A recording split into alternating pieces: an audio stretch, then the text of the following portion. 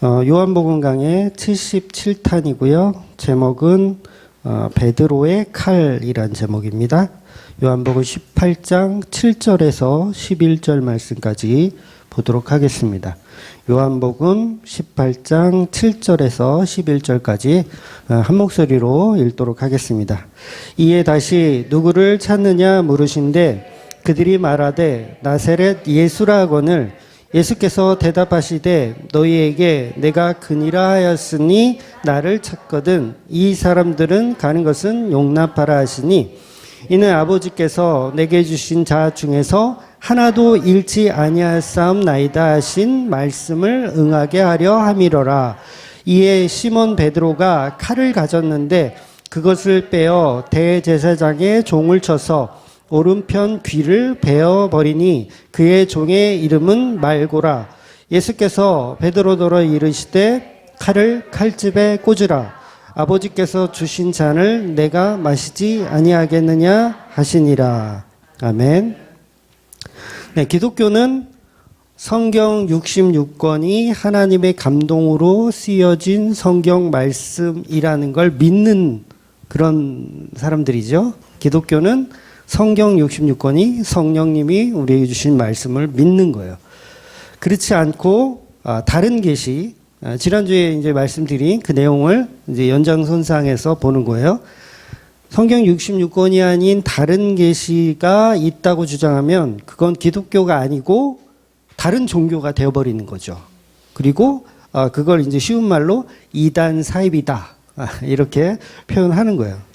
그러니까 예를 들면 여러분 그 몰몬교라는 거 들어보셨죠? 몰몬교. 그러니까 몰몬교의 그 풀네임이 뭐냐면 마릴 성도 예수 그리스도 후기 성도 교회라고 해요. 좀 길죠? 그러니까 예수 그리스도의 후기 성도들의 모임이래요. 본인들이. 그걸 이제 줄여서 몰몬교라고 하는데 예수 그리스도의 성도들이 모였는데 성경 66권을 안 믿고 뭘 믿죠? 그들은? 몰몬경을 믿어요. 그러니까 몰몬경은 그 조셉 스미스라고 하는 그 교주라고 할 수 있겠죠. 그 사람이 계시를 받은 거예요. 말씀을 계시를 받아서 그걸 가지고 이제 이게 하나님의 감동으로 쓰여진 책이다. 이렇게 성경 66권을 부정하고 새로운 계시를 가지고 이게 성경이다라고 주장하는 거예요. 그러면 뭐라고요? 그렇게 되면 그건 그 내용이 어땠든 상관없이 그 몰몬경에 혹시 읽어보셨어요? 몰몬경의 내용이 너무 좋아. 굉장히 복음적이야. 그래도 그건 성경이 아닌 거예요. 그건 그냥 이단이라고 하는 겁니다. 그런데도 아직도 직통 계시를 받았다는 사람들이 한국에 그렇게 많더라고요. 한국교회. 그러니까 직통 계시를 받았다. 그 내용이 어찌됐든 뭐 되게 좋은 거야. 막 사람을 살리고 막 그러는 거야. 그래도 그건 잘못된 이단 사입이라는 거예요. 그래서 이단들의 특징을 보면 다른 경전이 있거나 아니면 다른 경전이 없더라도 자기들의 말을 성경보다 더 이렇게 더 권위 있게 생각하더라는 거예요. 그래서 여호와 증인도 자기들의 계시가 따로 있잖아요. 그래서 예수님 재림을 내가 계시받았다. 이렇게 주장하기도 하고 그래서 지금은 천년 왕국의 시대를 우리가 살아야 된다. 뭐 이렇게 주장하는 게 여호와 증인이라는 거예요. 그러니까 우리가 잘 아는 문선명이라든가 이만이라든가 자기가 계시를 받은 약속의 목자다. 이렇게 주장을 하면 그건 성경을 벗어났기 때문에 내용과 상관없이 그냥 이단이라고 할 수밖에 없는 거죠. 그러니까 장로교든 감리교든 침례교든 성경을 벗어나면 어느 교단이든지 그건 그냥 이단 사입이라는 거예요. 그러니까 저도 어느 날 갑자기 제가 계시를 받았어요. 그리고 그 계시 받은 내용으로 막 설교하면 이단 사입이가 되셨구나. 이제는 떠날 때가 됐구나. 이렇게 생각하시면 되더라는 거예요. 그래서 흔히 우리가 그 마태복음에 보면 12장에 예수님께서 그런 말씀을 하시거든요. 성령 회방죄에 대해서 말씀하세요. 성령 회방죄. 그래서 성령 회방죄라는 걸 적용할 때 막 방언이나 예언을 막 누가 받았어. 그래서 막 해. 그런데 그걸 무시해. 아니 무슨 방언이야, 무슨 예언이야 이렇게 무시하는 사람을 너 성령 해방이야? 너 왜 그거 안 믿어? 이러면 그걸 성령 해방이라고 주장해요. 그러니까 신비주의적인 어떤 일을 했을 때 그걸 안 믿잖아요. 그러면 너 성령 해방이야? 이렇게 얘기하는 거예요. 그런데 그게 정반대의 얘기였다라는 거죠. 정반대. 그러니까 성령의 감동으로 완성된 특별 계시가 성경인데 그 성경을 계시로 믿지 않고 또 다른 계시를 주장하는 게 성령 회방이라는 거예요. 그래서 계시는 오직 하나님께서 성경을 통해서만 주신 것이 계시다. 이렇게 여러분이 정리를 하셔야 돼요. 그러면 이단에 빠질 일이 없겠죠. 그래서 이런 이단들은 죄송하지만 성령 해방죄는 뭐를 못 받는다? 구원을 못 받는 거예요. 성령 해방죄는. 그러니까 왜 특별 계시가 이미 완성이 됐고 성경이 완성됐는데 또 다른 계시를 주장하면 그 자체가 뭐예요? 예수를 안 믿는 거잖아요. 그렇기 때문에 그건 성령 해방죄이고 그건 구원이 없다라고 말씀하시는 거예요. 왜냐하면 성령이 하시는 일은 성경을 통해서 우리에게 죄에 대하여, 의에 대하여, 심판에 대해서 말씀하시는 것이니까 그 성경을 안 믿어버리면 또 다른 계시를 주장하면 그 자체가 구원이 없는 게 당연한 거죠. 그래서 성경 말고 다른 계시를 주장하면 그건 예수 안 믿는다는 소리예요. 예수 안 믿는다는 소리. 그래서 구원이 없다라고 단호하게 성경은 우리에게 말씀해 주신다는 거죠. 그래서 예수님의 이 마태복음 12장 말씀에 성령 해방을 말씀하시고 그 이어지는 말씀을 보니까 내가 너희에게 보여줄 표적은 오직 요나의 표적밖에 없다. 이렇게 말씀하시는 거예요. 그러니까 요나의 표적이 뭐예요? 나 물고기 뱃속에 들어가서 살아나는 표적이잖아요. 그런데 그 어떤 신비주의적인 걸 얘기하는 게 아니라 십자가만 표적이다. 이렇게 말씀하시는 거예요. 예수님께서 죽은 후에 부활하시잖아요. 그걸 요나의 표적이라고 하는 거예요. 물고기 뱃속에 들어갔다가 죽었는 줄 알았는데 다시 살아나는 그 과정. 그래서 예수님의 십자가만이 요나의 표적을 이야기하는 것이고, 그러니까 내가 너희들에게 보여줄 표적은 십자가 표적밖에 없다. 이렇게 말씀하시는 거예요. 그래서 예수님은 오히려 신유 은사를 믿지 말라. 이렇게 말씀하시는 거예요. 신유 은사를 믿지 말라. 나중에 십자가로 완성되는 날이 있는데 그건 신비주의적인 어떤 일로 성령의 일하심이 아니라 성령은 말씀을 통해서 일하신다는 걸 본질로 보여주시는 거예요. 그래서 십자가 복음이 완성되면 신유 은사 같은 복음은 필요가 없어요. 그걸 이제 아직도 그렇게 신유 은사 타령을 하면 그걸 이제 기독교 무당이라고 하는 거예요. 그리스도가 여기 있다, 저기 있다 하여도 믿지 말라. 어디 있다요? 너희 안에 있는데 그 너희 안에 있다는 이 말씀의 배경이 뭐였어요? 문둥병자, 한 명의 문둥병자가 예수님에게 돌아왔을 때 제사장에게 모습을 보인 거잖아요. 예수 그리스도라는 제사장에게. 그래서 그 사람들에게 말씀하시는 거나 마찬가지죠. 여기 있다 저기 있다, 제사장이 여기 있다 저기 있다 해도 믿지 말라. 그 당시 제사장은요 타락한 사람들이었습니까? 아니면 신실한 사람들이었습니까? 타락한 사람들이었어요. 근데 왜 예수님이 그 타락한 사람들에게 몸을 보이라고 했죠? 그건 본질이 아니라는 거예요. 진짜 제사장인 나에게 와서 너희 몸을 보이라, 이 말씀을 하신 거예요. 10명 중에 1명만 그 말씀을 알아듣고 찾아오더라는 거예요. 그래서 그 찾아온 그들에게, 한 명이지만 교회를 상징하는 거예요. 그들에게 예수님께서는 여기 있다 저기 있다 해도 믿지 마라. 제사장이 저기 있다 여기 있다 믿지 마라. 오직 하나님 나라는 내 앞에 있는 너희들에게 있느니라 말씀하시는 거예요. 그러니까 결과적으로 뭐예요? 예수가 하나님의 나라였던 거죠. 그래서 하나님의 나라를 누가 찾아온 거예요? 사마리아 문둥병자가 하나님 나라를 찾아온 거예요. 여기 있다 저기 있다 해도 속지 않고 예수 그리스도 앞으로 나온 거. 그래서 여러분 절대로 옆집 아저씨가 계시를 받았다고 해도 믿지 마시고, 옆집 아줌마가 물을 포도주로 바꿀 수 있다 하여도 믿지 마세요. 천국은 예수 안에만 있는 거예요. 성경 66권이 그걸 증거하고 있습니다. 그래서 예수님이 그 이어지는 말씀을 계속 보면 너희가 기적을 보고 나 따라왔잖아.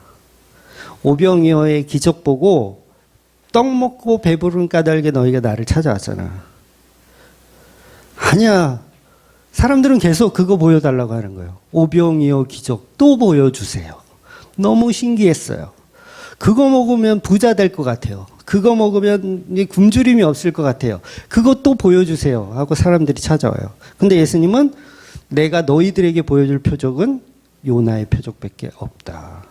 그러니까 오병이어를 통해서 예수님의 보혈의 십자가 능력을 봐야 되는데 그걸 보지 않는 거예요. 그러니까 아직도 교회들은 오병이어 타령을 하고 있어요. 떡 더 주세요. 풍년 주세요.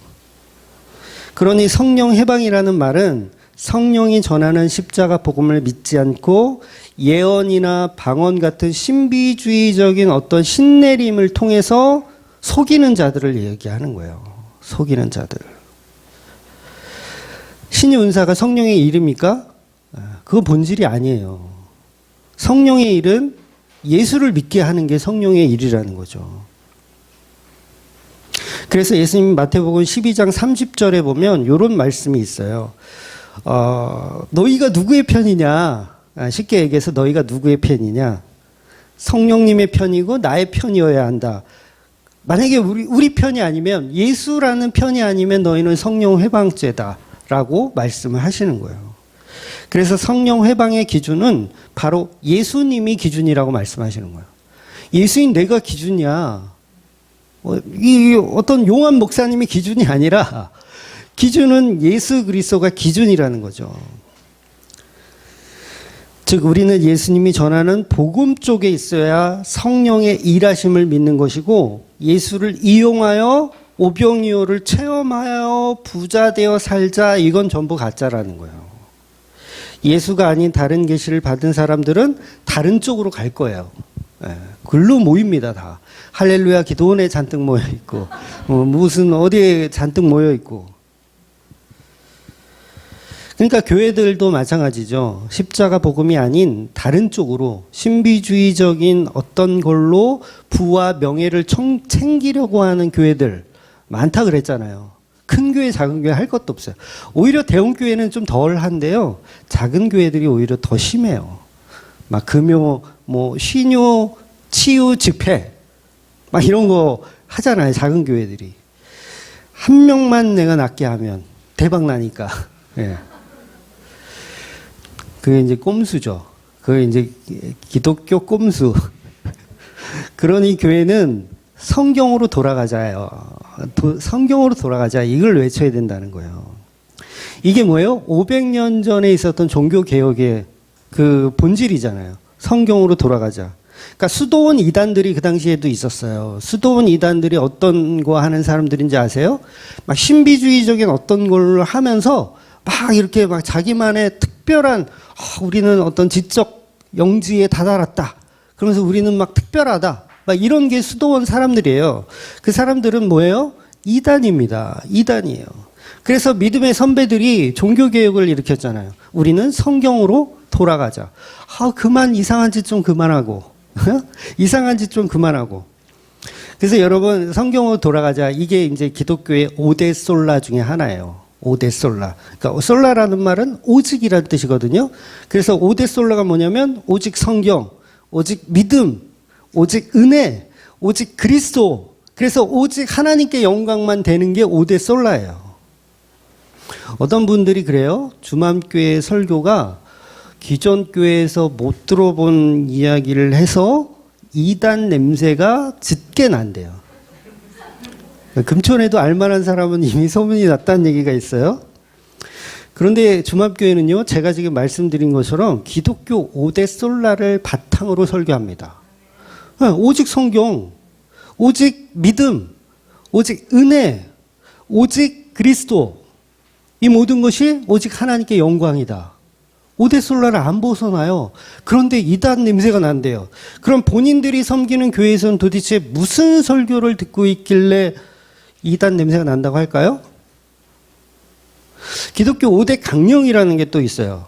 이제 흔히 이제 튤립 교리라고 하는데 이것도 기독교 5대 강령이라고 그래요. 그러니까 이거는 천주교와는 다른 개념이에요. 기독교, 개신교들이 갖고 있는 사상이에요. 그래서 이 튤립 교리가 뭐냐면 전적 타락, 무조건적 선택, 제한적 구속, 불가항력적 은혜, 성도의 견인, 요게 5대 강령이에요. 여기서 벗어난 설교를 저는 해보지를 않았어요. 이해가 되세요? 여기서 벗어난 설교를 해본 적이 없어요. 그런데 본인들 교회에서는 얼마나 이상한 설교를 듣고 있으면 충암교회 설교가 처음 듣는 설교다, 이상한 얘기를 한다라고 생각을 하겠냐는 거예요.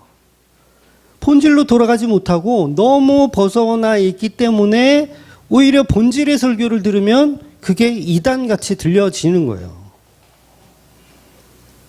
그러니까 이미 한국교회가 점점 이교도화 되어지고 있는 거죠. 본질에서 벗어나서 자꾸 다른 방향성으로 가고 있는 거예요. 그러니까 사실은 다시 돌아와야죠. 5대 솔라로 돌아와야 돼요. 우리는 오직 믿음이다. 오직 은혜로 구원받는다. 돌아와야 돼요. 전적 타락을 우리는 알아야 된다. 오직 하나님의 불가항력적 은혜를 알아야 된다. 이렇게 본질로 돌아와야 되는데 너무 많이 벗어나 있으니까 충암교회 설교가 사실은 이게 어려운 설교가 아닌데 아주 기본적인 기독교 설교를 하는 건데 이걸 냄새 난다고 하더라는 거예요. 마치 종교개혁 당시에 그 스토온 이단들이 주장하는 내용과 똑같은 거예요. 루터나 칼빈을 보면서 이상하다 쟤네들 뭐야? 우리는 열심히 막 수도원에서 랄랄랄랄 하고 있는데 쟤네들은 그게 아니야. 말씀의 본질로 들어가야 되는데 모든 게 은혜래. 이상한 얘기를 하는 거예요. 그걸 종교개혁이라고 한단 말이에요.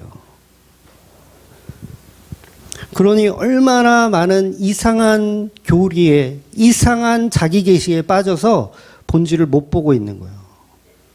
그러니까 영성을 강조하는 스토원 그런 이단들처럼 지금도 11조가 없다 하면 막 면죄부를 팔아먹던 그 중세시대의 그 악랄한 그 양반들처럼 막 이상하게 생각하는 거예요. 면죄부 팔아서 뭐 하려고 그랬어요? 성전 건축하려고 그랬잖아요. 베드로 성당 건축하려고. 교회들이 11조 열심히 걷어서 뭐 하려고 그래요? 성전 건축하려고 그러는 거예요. 똑같은 짓을 하는데도 오히려 이걸 제지하고 잘못됐다고 말하는 목사들이 부족하더라는 거예요. 여러분, 기독교인들 중에 방언 못하는 사람 별로 없더라고요. 웬만한 뭐 교회 좀 오래 다녔다 하면 다 방언쯤은 다 하더라고요. 근데 특이하죠. 방언을요 자기가 조절하더라고요. 어떤 사람은 그래요. 집회 가면 자 방언으로 기도하실 수 있는 분은 방언으로 기도하십시오. 방언을 자기가 조절해요. 여러분 이 자체가 굉장히 모순 아닙니까? 만약에 방언이 진짜라면 그건 성령이 오셔서 하는 거예요. 내가 원치 않아도 성령이 오시면 하는 게 방언이잖아요. 근데 막 조절해. 난 방언으로 안 할래. 그냥 한국말로 할게요. 난 좀 방언으로 해야 되겠어. 방언으로 막 자기가 조절해. 자기가 성령님이 된 거죠. 네, 자기가 성령님이 된 거예요. 그 자체로 스스로가 알아야 돼요. 아, 나는 쇼를 하고 있구나. 성령님을 상대로, 예수님을 상대로 쇼를 하고 있구나. 여러분, 다윗이 이런 고백을 하거든요. 시편 51편 10절, 11절에 보면 하나님이여 내 속에 정한 마음을 창조하시고 내 속에 정한 마음을 창조. 내가 해내는 게 아니라 하나님이 나를 창조해 가는 거예요. 내 속에 정한 마음을 창조하시고 내 안에 정직한 영을 새롭게 하소서. 정직한 영이 새로워지면 자기가 성령이라는 쇼를 하지 않아요. 내 속에 정직한 영을 새롭게 하시고 나를 그때 비로소 나를 주 앞에서 쫓아내지 마시며 주의 성령을 내게서 거두지 마옵소서. 이런 말씀이 나올 수밖에 없는 거예요. 그러니까 쇼를 하고 있는 거를 인지해야 된다는 거예요. 왜냐하면 내가 조절을 하거든요. 방언을 내가 조절해요. 알랄랄랄랄랄랄랄랄랄라 샬랄랄랄랄랄 내가 조절해요. 그럼 이거 뭐 하고 있는 거예요? 쇼를 하고 있는 거예요. 그러니까 이거는 내 속에 정한 마음에 물어봐야 돼. 너는 진짜 성령 받아서 랄랄라 하는 거야? 아니면 네가 만들어 놓은 거 아니야? 남들 다 하니까. 나만 못하니까 바보 같고, 나만 못하면 믿음 없는 것 같으니까, 그래, 나도 한번 혀를 한번 올려보자. 그렇게 쇼를 해놓고 그게 마치 성령님의 일하심이라고 둔갑을 시켜놓은 거예요. 대한민국은 근본적으로 샤머니즘의 나라예요. 신비주의적인 거 굉장히 좋아합니다. 오죽하면 전설의 고향이라는 프로가 670부작이에요. 이해가 되세요? 670부작. 13년 동안 방영할 수 있는 양이에요. 670회. 귀신만 몇 명 나왔을까요? 매회 똑같은 귀신이 나오던가요? 늘 새로운 귀신이 나와요. 이걸 무려 670회를 대한민국을 흔들었어요. 그런데 아이러니하게도 그 복음이 부흥하던 시절이 언제예요? 70년대, 80, 대한민국에서 70년대, 80년대, 90년대잖아요. 막 대한민국 불타올랐던 게. 아이러니하게도 그때 함께 불타올랐던 게 있는데 그게 바로 전설의 고향이라는 거 아세요? 한국교회의 급성장과 더불어 전설의 고향도 급성장한 거예요. 그러니까 교회에 앉아서 전부 귀신 타령하고 있어요. 저주의 삿을 끊어야 된다. 전설의 고향 끝날 때 항상 뭐 어떤 식으로 끝나냐면 하늘을 감동시켜 하늘이 뭐예요? 그 감동시킨 그를 도와 뭔가 잘 되었더라. 끝나는 거예요. 그러니까 그거를 보고 성경과 대입시켜. 하나님을 감동시켰더니 나에게 복을 주셨더라. 대입시키는 거예요. 여러분, 저는 이게 전설의 고향과 한국 기독교의 샤머니즘과 무관하지 않다라고 봅니다. 이걸 누가 이제 논문으로 좀 썼으면 좋겠는데 분명히 연관성이 있어요. 대한민국 사람들은요, 그만큼 샤머니즘 좋아하고 뭔가 좀 특별한 어떤 걸 좋아해요. 귀신을 좋아해요. 귀신만 좋아합니까? 성령도 좋아해요. 그래서 성령을 자기가 만들어 막. 나 성령 받았다 그러면서 랄랄랄랄랄. 예. 그래서 정통적인 기독교의 말씀은 그런 신비주의적인 게 없어요. 여러분, 칼빈이 자 아픈 사람 나와서 옆으로 그러세요. 막 안수해주면서 병 고치는 일을 했나요? 루터가 했나요? 누가 했어요? 아무도 안 했어요. 그런 짓을. 수도원에서나 했던 거예요. 그런 거. 이단들이나. 그런데 한국교회는 그게 잘 맞아. 잘 맞는다는 이유는 그렇게 하면 교인들이 많이 와. 그러니까 뭐예요? 너도 나도 그거 하는 거예요. 전설의 고향이고 뭐고 다 갖다 써먹자. 그래서 교회를 부흥시켰어요. 전설의 고향과 함께 기독교는 같이 부흥되었어요. 그러니까 이 교회가 지금 이제 길을 잃은 거야. 왜? 전설의 고향이 이제 끝났거든요. 길을 잃었어. 이제 어디로 가야 될지 몰라. 그래서 복음은 성경으로 돌아가자. 이렇게 되어야 한다는 거죠. 그러니 오늘부터 시작되는 십자가로 완성된 이 계시의 말씀이야말로 성령께서 성자 하나님이었다라는 계시를 말씀하고 있는 거예요. 그래서 이제 오늘 본문은 예수님이 결박당하십니다. 여기서도 보면 예수님은 얼마든지 신비로운 어떤 힘으로 그야말로 천군 천사를 물리칠 수 있을 만한 힘을 가진 분이시잖아요. 뭐 그 람보를 한 5명 이렇게 소환을 해서 싹 쓸어버리면 되시잖아요. 특별한 계시로. 그렇게 할 수 있지만 예수님은 신비주의적인 방법을 선택하지 않으십니다. 예수님이 채찍으로 막 맞아요. 맞을 때 이게 쇳 조각으로 때리는 거거든요. 그럼 한 번 맞을 때마다 살점이 우두둑 떨어져요. 근데 떨어질 때마다 자꾸 붓네, 살이. 막 치료가 막 되네. 한 번 때렸더니 다시 붙어, 살이 막. 너무 신비하지 않아요? 그러면 이 때리던 병사도 예수를 믿을 거 아니에요. 너무 놀래서. 그런데 예수님은 왜 그런 식으로 복음을 이렇게 진행해 가지 않으시냐고요. 신비주의가 본질이 아니기 때문에 그렇습니다. 그래서 십자가의 본질을 망치는 신비주의는 예수님도 사용하지 않는 거예요. 그래서 무기력하게 채찍에 맞으시며 십자가에 달려 그냥 죽으시는 거예요. 왜냐하면 이 신비주의가 복음의 목적이 아니기 때문에 그렇습니다. 그래서 성도는 신비주의적인 체험으로 예수를 믿는 게 아니라 그건 마약이에요. 그건 마약입니다. 허상입니다. 성도는 십자가에 죽은 예수가 나의 구세주라는 걸 어떤 신비한 체험 없이도 믿어져요. 그게 성령님의 일이에요. 신비주의적인 어떤 거를 체험해야 예수를 믿는 게 아니라요. 성령님은 말씀 그대로 설명해. 예수님이 십자가에 달려 죽으셨다. 이분이 어린 양 예수다. 설명하잖아요. 그러면 신비주의적인 내용이 없어도 예수가 믿어져요. 요게 성령 받은 사람들이에요.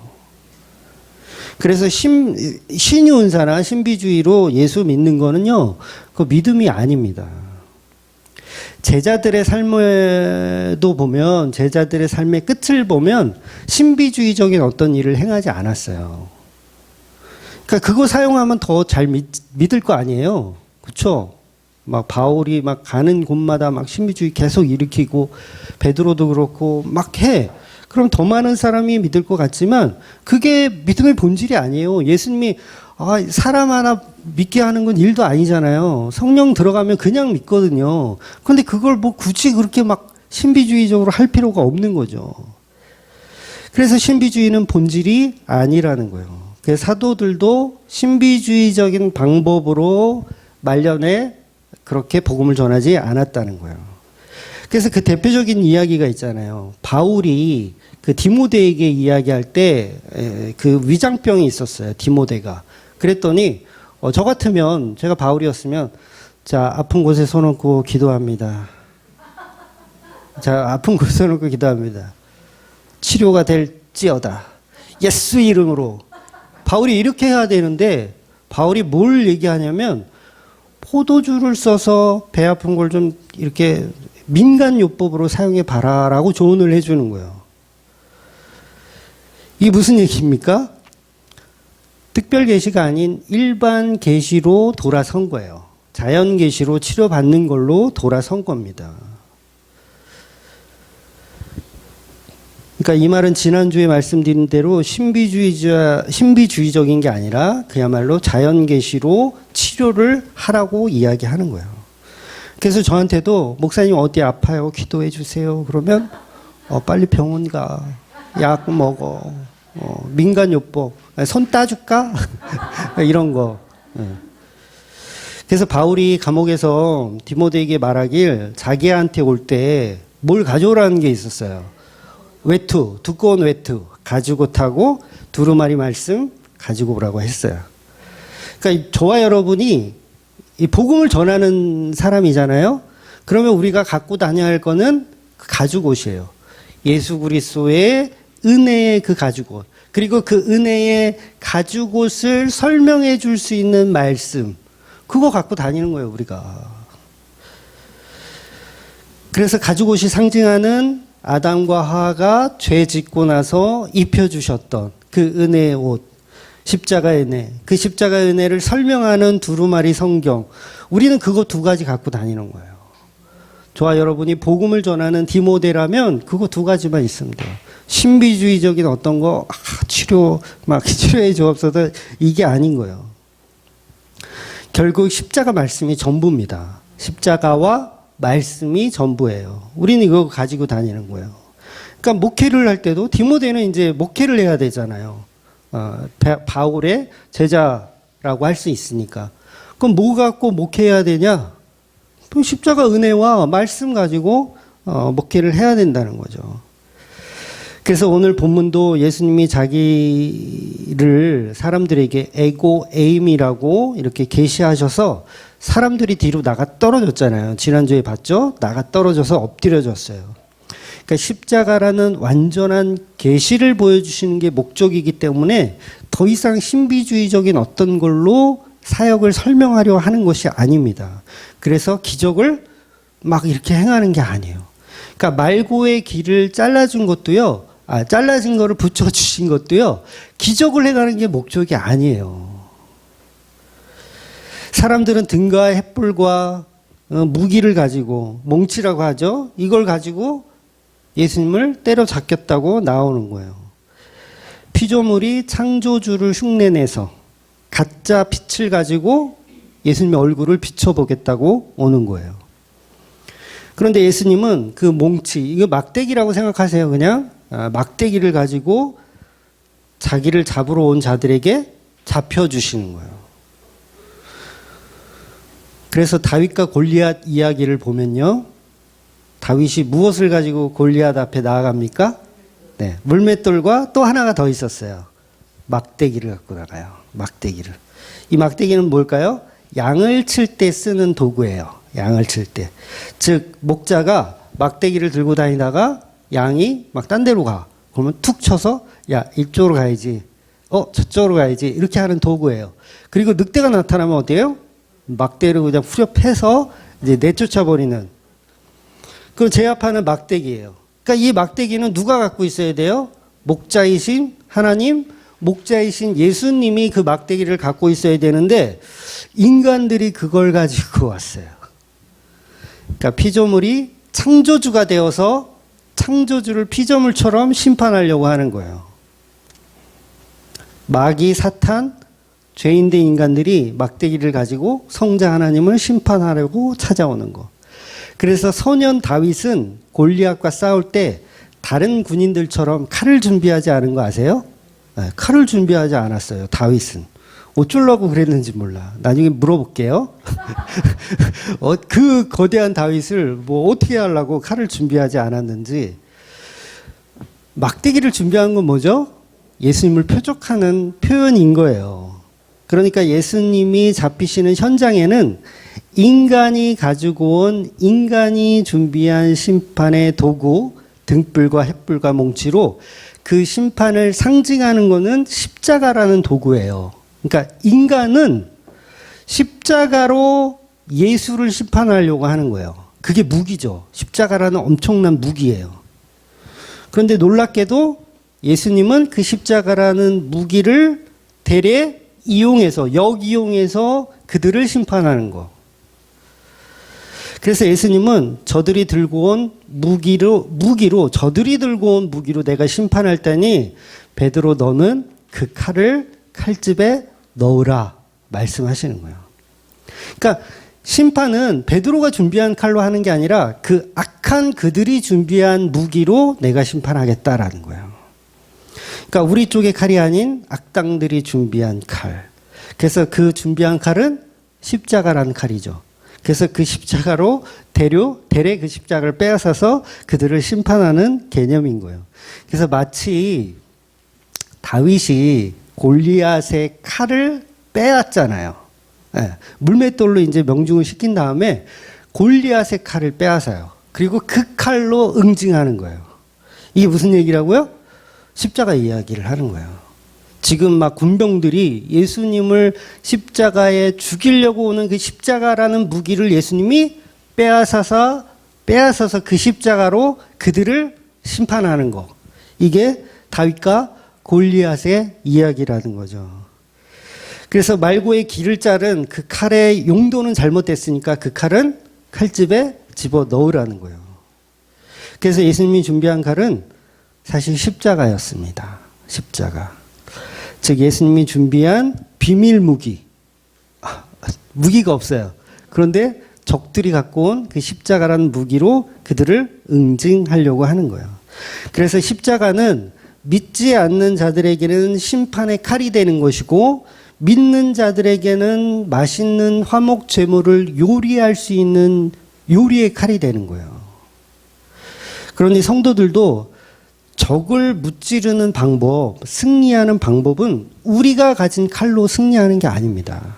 우리도 마찬가지예요. 십자가로 승리하는 거예요. 칼은 이미 적들이 준비하고 있어요. 괜찮아요. 적들이 준비하고 있습니다. 그래서 우리 칼은 집어넣어야 돼요. 베드로의 칼은 집어넣어야 되는 거예요. 그래서 다윗이 칼을 준비하지 않았지만 골리앗이 준비한 칼로 골리앗의 머리를 심판하는 거예요. 그래서 십자가는 인간들이 창조주를 심판하기 위해서 만든 것인데 예수님은 그 인간들의 손에서 십자가를 빼앗아서 오히려 그 십자가로 그들을 심판하는 방식. 이게 복음의 역설이고 십자가의 역설입니다. 마귀가 앞차기로 이렇게 태권도 배워보셨죠? 앞차기로 찰 때 예수님은 뒤돌려 차기로. 여러분 앞차기로 맞으면 좀 덜 아파요. 근데 뒤돌려 차기로 맞잖아요? 그럼 쭉 뻗어요. 제대로 맞으면. 그래서 베드로의 칼은 예수님의 방법이 아닌 인간의 방법이기 때문에 그 방법은 추구하지 않는 겁니다.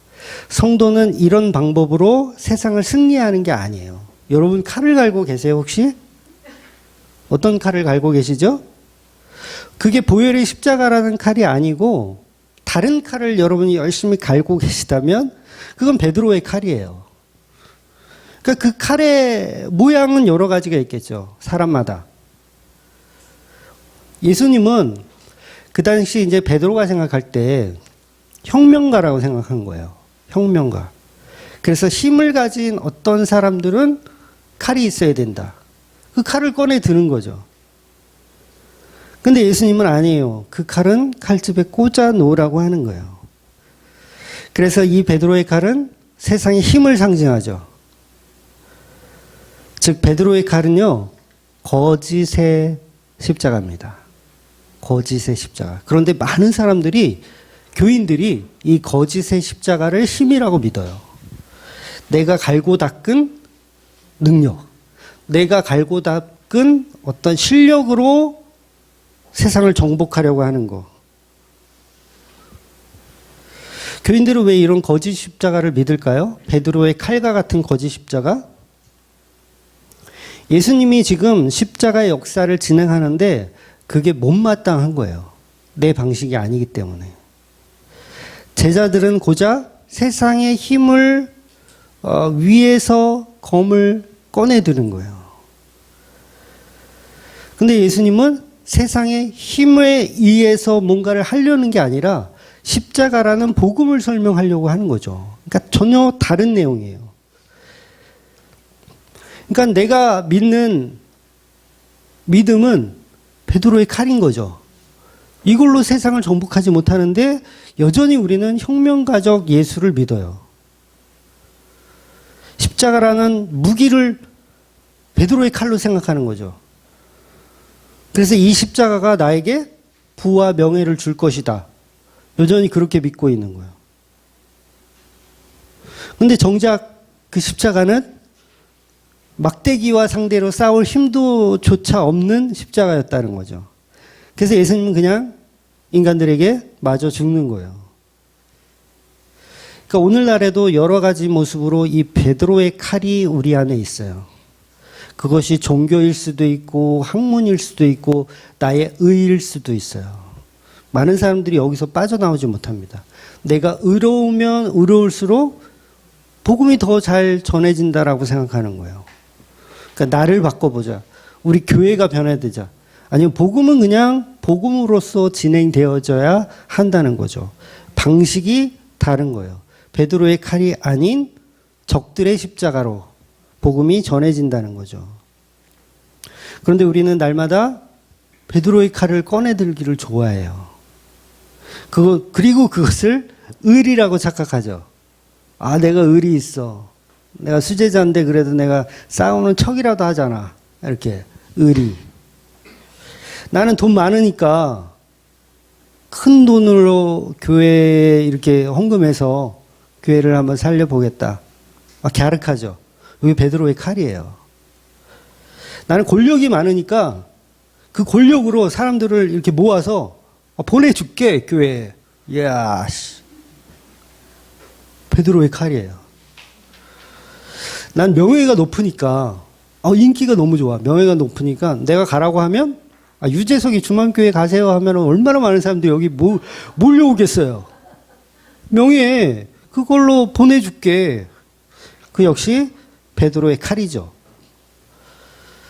그런 자들은 죄송하지만 오래 못 갑니다.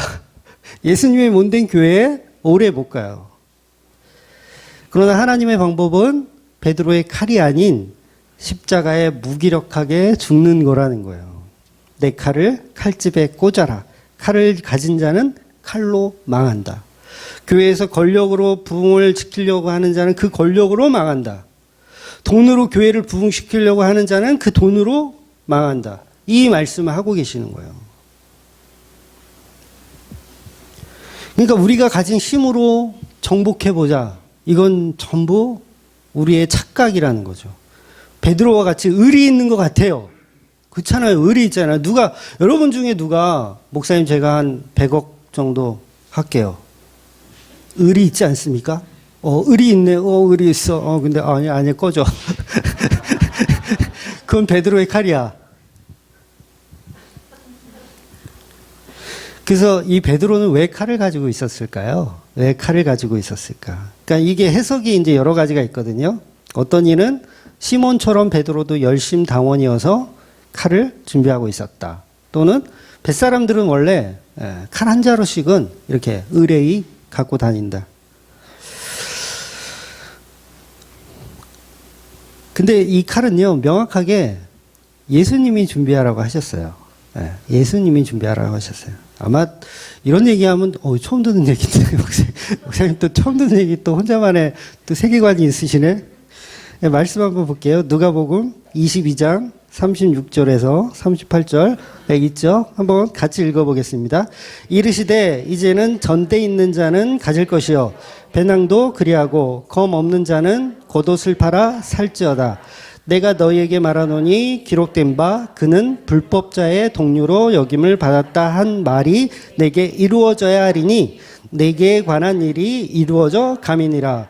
그들이 여짜오되 주여 보소서 여기 검 둘이 있나이다. 대답하시되 족하다 하시니라. 여러분 이 말씀은요 겟세마네 동산 들어가기 직전의 말씀이에요. 겟세마네 동산, 그러니까 오늘 본문하고 바로 직전에 있었던 말씀인 거예요. 그러니까 잡히시기 전에 예수님이 말씀하시기를 검 없는 자는 겉옷을 팔아서라도 검을 준비하라고 예수님이 직접 말씀하셨어요. 그리고 38절에 보니까 제자들이 검이 2자루 있는데요? 했더니 예수님이 2자루면 충분하겠구나. 그래? 됐다. 그리고 겟세마네로 가신 거예요. 근데 이유가 뭐였는지 보니까 37절에 나와 있죠. 기록된 바 그는 불법자의 동료로 여김을 받았다 한 말이 내게 이루어져야 하리니 내게 관한 일이 이루어져 감이라. 무슨 말입니까? 내가 불법자라는 걸 티를 내려고 검을 준비하라고 했다는 얘기예요. 그러니까 예수님은 죄가 없으신 분인데 죄가 있는 것처럼 보여야 되잖아요. 그래서 검을 준비하신 거예요. 이게 무슨 얘기냐면 제가 사실은 굉장히 잘생겼거든요. 근데 제가 못생겨 보이려고 무탄히 지금 노력을 하고 있어요. 비유가 비유가 적절하지 않아서 죄송합니다. 그러니까 예수님은 죄가 없는 분인데 죄가 있는 것처럼 보여야 돼요. 왜냐하면 그게 역설이거든요. 십자가라는 무기를 빼앗아야 하니까. 그래서 일부러 제자들에게 칼을 소지하게 하신 거예요. 그러니까 예수님은 불법을 행하는 자다라는 걸 보여주려고 하는 거죠. 그러니까 여러분, 그 십자가 형벌은요, 그냥 좀도둑들이 달리는 게 아니에요. 아무리 막 살인죄를 져도요, 십자가 형벌은 웬만해서 안 당해요.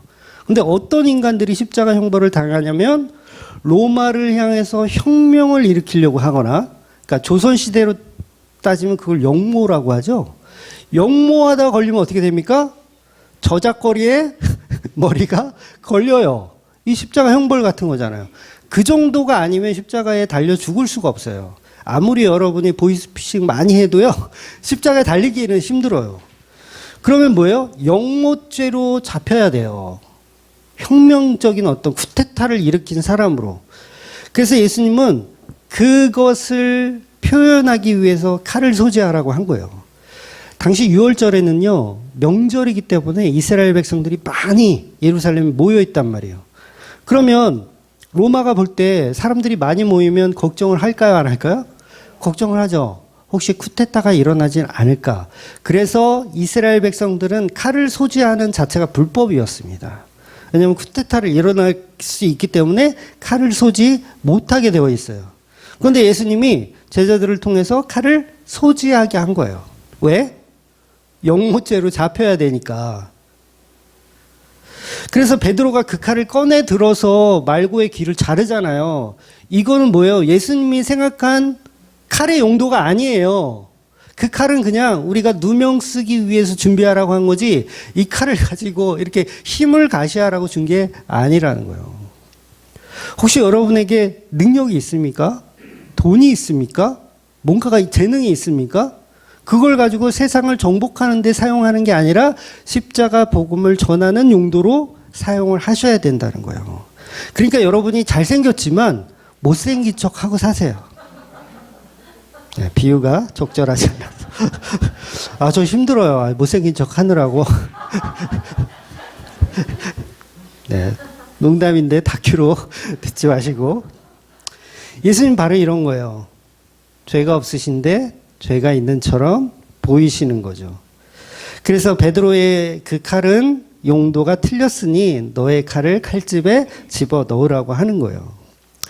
저와 여러분이 베드로와 같은 무기가 있다고 치자고요. 그 힘을 어디다 써야 됩니까? 말고의 귀를 자르는 데 씁니까? 세상을 정복하는 데 씁니까? 오직 십자가에 무기력하게 죽는 누명을 받는 용도로 쓰셔야 된다는 거예요. 나에게 기관총이 있고 막 수류탄이 있고 막 이래요. 그래도 그건 십자가에 죽는 도구로만 사용되어져야 한다는 거예요. 사도 바울이 그러잖아요. 내가 가진 이런 지식들, 그러니까 사도 바울은 석박사를 아주 이 하버드를 나온 그런 류의 사람일 수 있잖아요. 세상을 호령할 수 있는 힘을 가진 사람인데 바울 자체가 내가 배운 건 배설물로 여긴다라고 말씀하잖아요. 이게 뭐예요? 베드로의 칼이 아닌 완전히 죽어주는 칼의 용도로만 사용한다는 거예요. 그래서 성도는 세상의 힘을 가지고 세상을 정복하는 사람들이 아니고 우리가 간혹 베드로의 칼을 오해하는 거예요. 그 복음의 사용처는 잘못되었다는 거죠. 나의 해방을 위해서 사용해요. 그 칼을. 나의 해방을 위해서. 나의 부를 위해서. 나의 성공을 위해서. 가짜 복음이고 베드로의 칼을 뽑아 드는 거예요. 성도는 그냥 이 세상에서 누명 쓰고 죽는 겁니다. 저런 못생긴 애가 어디 있어. 이러면서 그래 나 못생겼지 뭐. 다시 말씀드리지만 지금은 성경이 완성되었기 때문에 일반 계시의 시대입니다. 일반 계시의 시대. 그러니까 이게 힘이 될 수 있거든요. 어떤 신유적인 내가 은사가 있다. 이게 힘이 돼요. 힘. 이 힘도 뭐예요? 베드로의 힘이에요. 베드로의 칼의 힘이에요. 성도는 이미 특별 계시가 완성되었기 때문에 우리 일상에서 또 다른 계시가 존재하지 않아도 하나님 믿는데 지장이 없어요. 예수 믿는데 전혀 지장이 없습니다. 그러니까 일반 계시로 살아가는 게 맞아요, 우리는.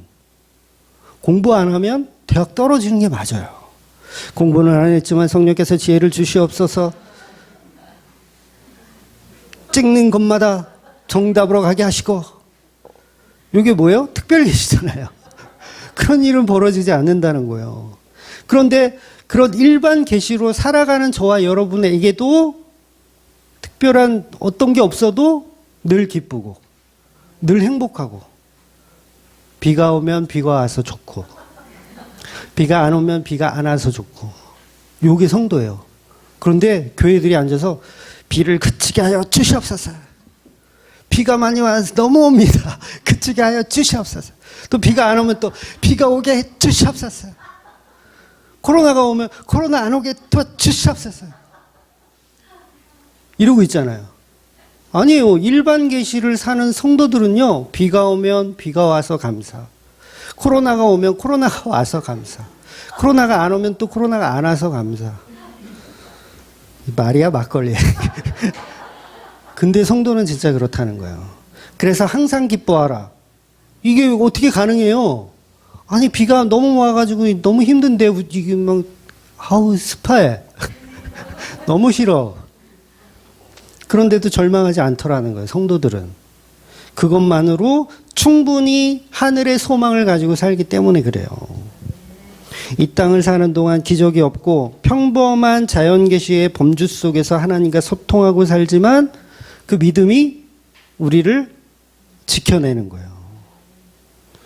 그래서 여러분, 특별계시는 우리가 죽으면 확인할 수 있어요.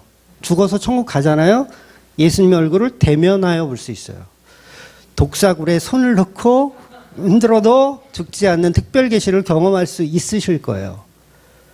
그러니까 그게 중요한 게 아니죠. 일반 계시 속에서도 예수님을 만나지 못한 사람은요, 특별계시에서도 예수 못 믿어요.